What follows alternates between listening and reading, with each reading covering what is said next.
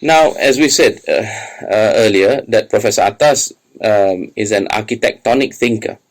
An architectonic thinker is a thinker who thinks within a framework of ideas in which one idea is interrelated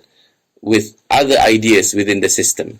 and such that the clarification of one leads to an understanding of the other aspects of the system. And the architectonic nature of the Islamic intellectual tradition supports this, because it derives from the Quran ultimately, which is the speech of Allah subhanahu wa ta'ala, who created the universe and mankind.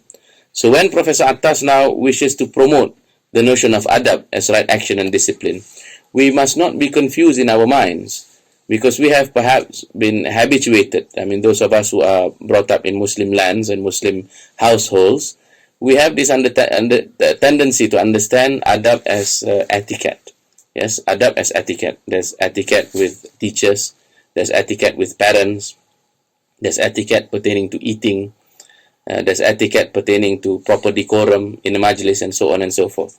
Now, these are, to be sure, these are all true, but adab is not to be restricted to it. So Professor Attas ventures, yes, with the ventures to bring us to an adventure of the intellect with his courage to develop this notion of adab, and properly so, because this word is a key term as observed in the ahadith of the Prophet sallallahu alaihi wasallam. Otherwise, his blessed tongue, which has been characterized as jawami al-kalimi, meaning to say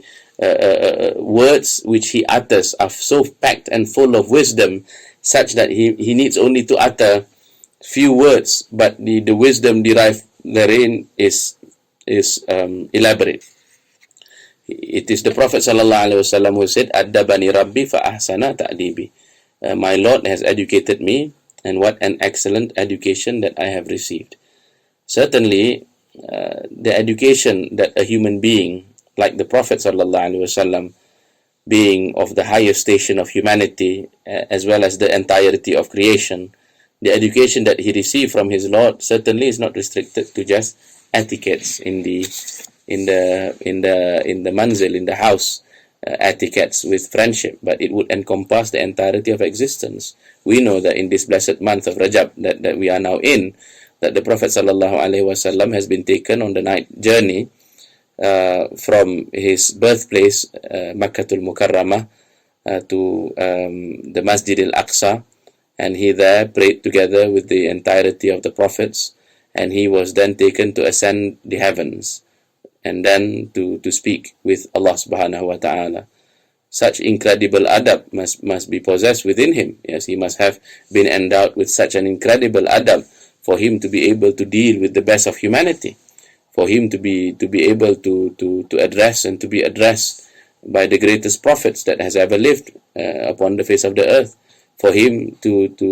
keep the acquaintance of the archangel Jibril alayhi salam, for him to pass through the various stations, including the Sidratul Muntaha, yes, the end of the lote tree, and for him to communicate with his Lord. Certainly he would be, when he was educated by Allah subhanahu wa ta'ala, he would be taught the right and proper places of things, including the relative values of the earth, the dunya and the akhirah, the ephemerality of this realm compared to the vicissitudes of the hereafter. And these are all parts of adab. So the Prophet sallallahu alaihi wasallam is the manba', he is the source, he is the source of adab, and certainly we ought to expand this, and this is what precisely Professor Attas has done in this work, yes, to meet the challenges of our time. And the great challenge that we face in our time is none other than the colossal or what we call the mass loss of adab, yes, that is initiated by the corruption of knowledge that attended the secularization process. And we know that the loss of adab that humanity has suffered today includes loss of adab towards nature